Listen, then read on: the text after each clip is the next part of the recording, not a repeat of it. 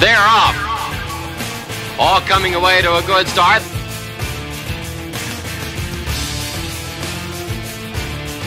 And down that stretch they come.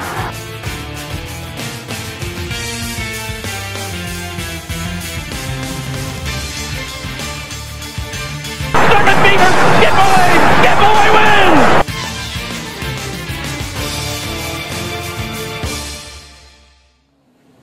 And welcome to a brand new edition of Monmouth Racing Today. It's the 4th of July weekend. We hope that you come on out for our big weekend racing action. Plenty of festivities and, of course, the Grade 1 $500,000 United Nations Stakes coming up on Sunday. Of course, in this show, a lot going on. Jockey Jose Ferrer will join us, and we'll get the latest on sports wagering in New Jersey from Dennis Drazen. But right now, let's take a look back at last week's Mr. Prospector Stakes.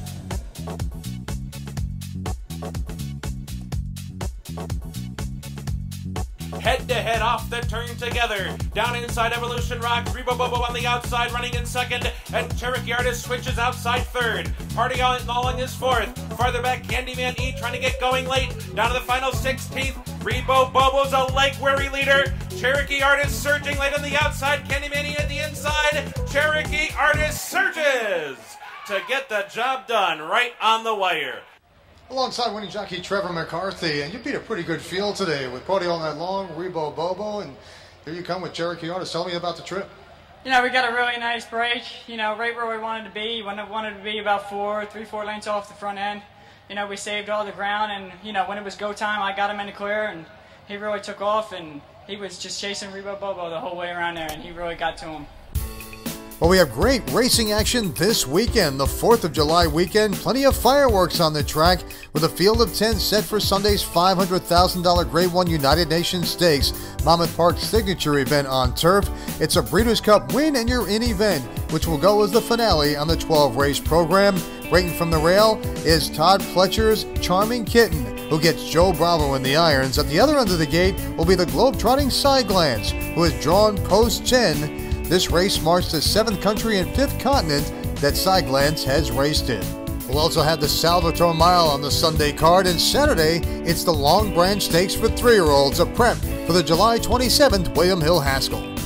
When we come back, we'll get the latest on sports wagering in New Jersey. Dennis Drazen will give us the inside next on Monmouth Racing Today. Everybody's going to Monmouth Park this weekend. Our new Heroes Backyard Picnic Celebration, live music, and Budweiser specials July 4th and 5th. Sunday, July 6th, free beach towel. This is fun. This is Monmouth Park. Welcome back to Monmouth Racing Today, and I know there are a lot of our fans wondering what's going on with the sports wagering situation here in New Jersey with the latest news coming out regarding the legislature in the state, and Dennis Drazen is alongside to try to explain the details of what's happening right now. What's the latest? Well, thank you very much for having me. I know a lot of people are asking questions. What happened is that the governor fought a hard fight going to the United States Supreme Court to try and legalize the original version of the sports betting bill that was passed by our legislature. The Supreme Court decided not to hear the case, but that's, although bad news that they won't take it, it's very good news for New Jersey, because the Third Circuit Court of Appeals, which is the court right below that, said that New Jersey is not required to keep the laws in place that would ban sports betting, that they're free to repeal those laws, and that they're permitted to determine themselves whether or not to keep laws on the books that will prohibit sports betting at racetracks and casinos. So what happened is that Senator Lesniak took up the charge and drafted legislation, as did Ron Dancer in the Assembly. The Assembly bill and the Senate bill were passed this week.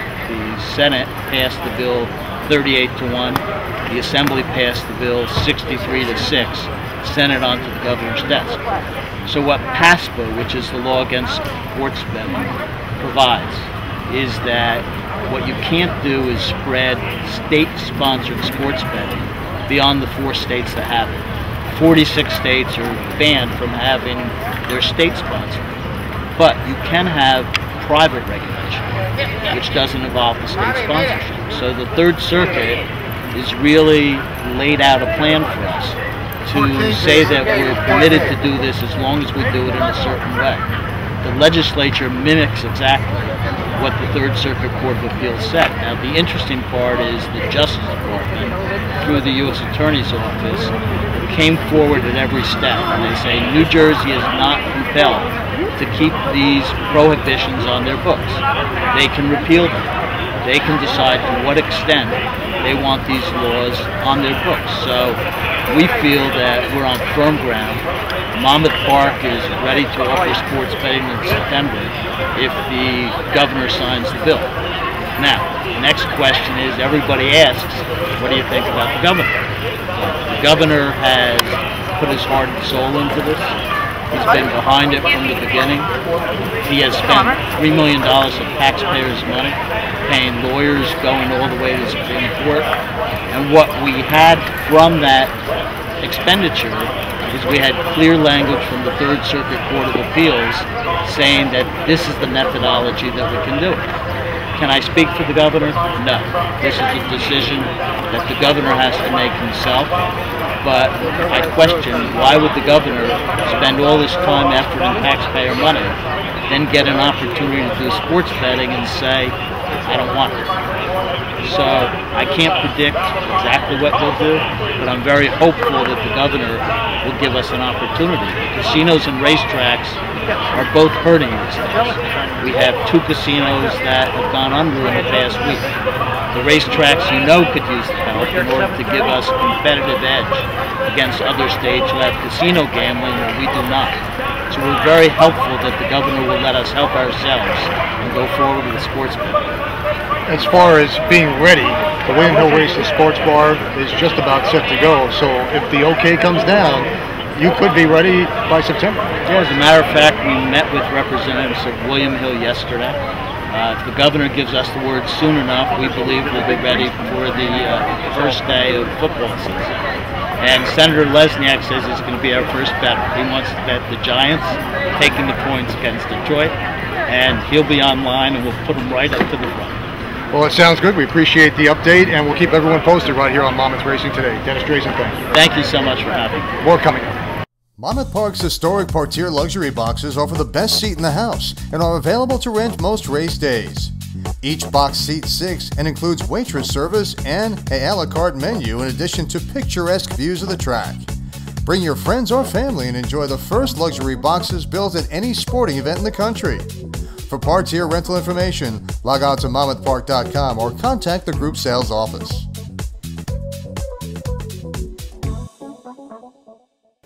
Welcome back to Monmouth Racing Today. We are in front of the Ladies Secret Cafe, and I am with one of the best jockeys in the business, Jose Ferrer, back for another summer at Monmouth Park. He's won quite a few big races here at Monmouth Park, the Island, the Red Bank 3 times. The list goes on and on. What's it like to be back for another summer at Monmouth Park? It's great. It's great. It's one of the best places to be right in the summer. You know what I mean?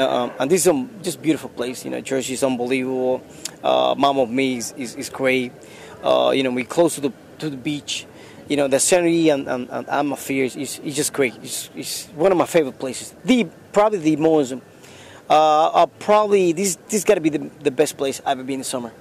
Let's go back to your start. 1983, I believe it was, down at Calder. Tell me a little bit about those days. How did you get started in the business? I got started to my uncle and my cousin, Jockey Lopez, well-known rider in New York and Jersey. And my uncle is Carlos Lopez, well-known in this business too. This is the one that bring me to the game and to the business. That brought me here. Your biggest win most likely was aboard Rizet back in 2000, the Philip H. Lisland handicap here. Remember that day? That was great. That was a great feeling. I rode for my point here. We was probably, I think it was like 8-9 to 1. Like with a chance, but really not a good chance. A couple holes out of town, but really tough. Me and Norman said, "What the hell? The horse doing pretty good. Let's run over there. We never see what happened. Speed track. My whole was speed." That day was a speed by day. There was running 22:45. That was really fast time that day. And one of the things, I went to the farm, got a pretty nice space in front, man, never looked back. They can come to me and Rizet just open up. That was a great feeling. That was unbelievable. Well, there's a lot of people who talk about you around here as being a great gate rider, and so is Chuck Lopez. Yeah, obviously your cousin, and there's nothing wrong with that. You've been getting some horses out of the gate, including some young ones, and getting them to the winner's circle here. Do you pride yourself on being able to get a good start in races? Absolutely. He wants you twice.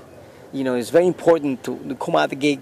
Out the gate great, because you can win and lose a lot of races, especially babies. Baby hit the dirt in the face, and then be being schooled a lot, and a lot of dirt in the face and everything. And what happens is jumping up and down. They fall back. They don't like the dirt, and then you have no chance. So come out the gate is extremely important. You know what I mean? I do my thing because I like to be quiet in the gate. You know what I mean? I like to be comfortable, relax, and this is the main thing. You have to be like, you can't be all tense on everything, and because the horse feel that in yourself. They feel the positive and negative energy of your body. So you got to be like always positive and always try to, stay calm. And that's what I pretty well got a lot of success, come out the gate. Well, we look forward to seeing you right here at Monmouth Park, winning races all summer. Yeah, thanks for joining us. Man, so pleasure to be here in your show, bro. Appreciate it. Jose Ferrer here on Monmouth Racing Today. More coming up. Tired of standing in line to place a bet? Monmouth Park's mobile wagering platform eliminates lines and brings wagering directly to your mobile device. Sign up is simple, takes less than a minute, and can be done at any mutual teller. Simply deposit your daily bankroll and your mobile account is instantly created, allowing you to bet all day from the comfort of your picnic table, grandstand seat, or parterre. For more information, stop by any guest service or welcome center. Welcome to our Breeders' Report here on Monmouth Racing Today. Mike Curci along with Christina Basanakis of TVG and the Thoroughbred Daily News. And Christina, the last time we talked about Quality Road, but there are some others that you might think we should keep a closer eye on down the road. One that we definitely need to keep an eye on is Super Saver. He won the Kentucky Derby, which seems very obvious. However, the talk at the sales, and this is always something I use as a barometer when I'm looking at the baby races, especially with the young stallions, because we still don't know what they're going to produce on the racetrack. The sales, how they sell, not only as yearlings, because that gives an indication as to conformation, but in terms of the 2-year-old sales, that fast early speed that they were showing. Super Saver was both by people, consigners, selling horses, and also by buyers, was off the charts. People had been bragging about him. In fact, he had a couple of 2-year-olds sell colt for $750,000 and a filly for $675,000. That's a lot of money for any horse, never mind for a freshman sire. So I think he's going to be a stallion that we're going to have to watch. And even I've been speaking to some of the trainers. They've been raving about their Super Savers. And you have another one that you're keeping an eye on as well that's been well known. Yeah, Escandaria, he was a horse. He was brilliant. He won the Wood Memorial for Todd Pletcher. I had a chance to speak to Todd last year at the Keeneland September sales. They spent quite a bit of money for some of the Escandarias. His horses sold very well. Escandarias did at the yearling sales. It'll be very interesting to see him as well because, again, the horsemen have just been very high on this horse, and I'm looking forward to seeing them get off the mark. All right, that's our special Breeders' Report with Christina Basanakis. You can see her on TVG and, of course, read her articles on the Thoroughbred Daily News at TDN.com. Everybody's going to Monmouth Park this weekend. Our new Heroes Backyard Picnic Celebration, live music, and Budweiser specials July 4th and 5th. Sunday, July 6th, free beach towel. This is fun. This is Monmouth Park. We are back in the William Hill Race and Sports Bar here at Monmouth Park. Mike Curci and racing analyst Brian Skirka alongside. Taking a look at the late pick 4 for Saturday. First, though, a big weekend coming up here. We have the Long Branch, a traditional prep for the Haskell, which is set for July 27th. And then, of course, the big one on Sunday is the Grade 1 $500,000 United Nations and the Salvatore Mile on the undercard. Yeah, just so much going on, not only on the track that you mentioned, also off the track. A few events, Heroes Backyard Picnic Celebration Friday and Saturday for July 4th. We have a beach towel giveaway on Sunday, a handicapping contest on Sunday. This is one jam-packed weekend. All right, well, looking forward to it here at Monmouth Park. Let's take a look at the pick 4 right now. We'll start off in race 9. Who do you like here? I'm going to go with Chubbiana, hoping for a little bit of a price. She comes back on only a week's rest. I think that's okay. Cut back in distance is what I like for her. My pick here is the 6, Birch Creek Big D. Stepping up off the maiden victory for Dan Lopez. I think there's upside and Paco Lopez on board. Race 10, second leg. Who's your pick? Northwood Bully for me, open for maybe a little bit of a price. He's back against Claimers today. I like that. Seems like he's one of those who runs a good race every other. If he keeps that pattern, this one should be a good one. I like that pick too, but I'll throw the 5 Millennium Lakes in here as well. Shipson from Parks for Blaine Service. 3 for 10 for the year. Enters off a win.